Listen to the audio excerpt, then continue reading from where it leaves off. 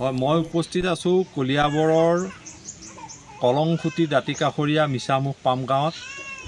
এই গাঁওখনৰ অৰ্ধ শতাধিক পৰিয়ালে কল খেতি, নেমু খেতি কৰি নিজৰ জীৱিকা উপাৰ্জন কৰিছে।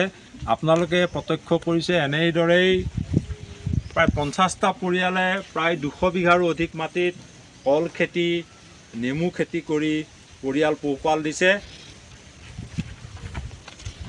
বানে ধুই যোৱা এই মিছামুখ পামত পুনৰ কৃষকে নিজৰ কল খেতি, নেমু খেতিৰে নিজৰ জীৱিকাৰ পথ মোকলাবৰ কাৰণে এনেদৰেই শ বিঘা মাটিত কল খেতি আৰু নেমু খেতি কৰিছে।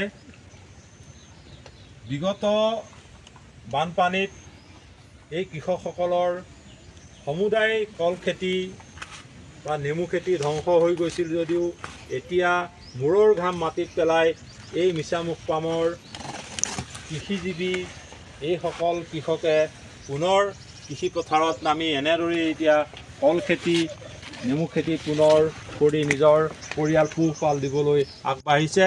আমাৰ লগত এগৰাকী কৃষক আছে, এই কৃষকৰ পৰা মনৰ কথা জানিম। হয়, আপুনি কওকচোন, আপুনি বানপানীৰ পিছত পুনৰ কল খেতিত লাগিছে, নেমু খেতি কৰিছে। এই অঞ্চলটোৰ আপোনাৰ লগতে কিমানজন কৃষকে এনেদৰে কল খেতি, নেমু খেতিত কৰিছে? আছে ধৰক 50-60জন ঘৰ হ'ব, 50-60 ঘৰ হ'ব। কল খেতি, নেমু খেতি, আপোনাৰ পটল টান এইবিলাকে কৰি মানে চলি আছে আৰু মোটামুটি ভালেই। বানে আপোনালোকক সম্পূৰ্ণ ধ্বংস কৰি দিছে? অঁ, বানে ধ্বংস কৰিছে।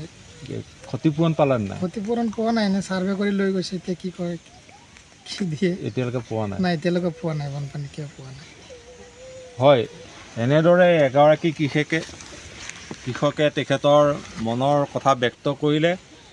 কল খেতি, নেমু খেতিৰে আকৌ নিজৰ জীৱিকা উপাৰ্জনৰ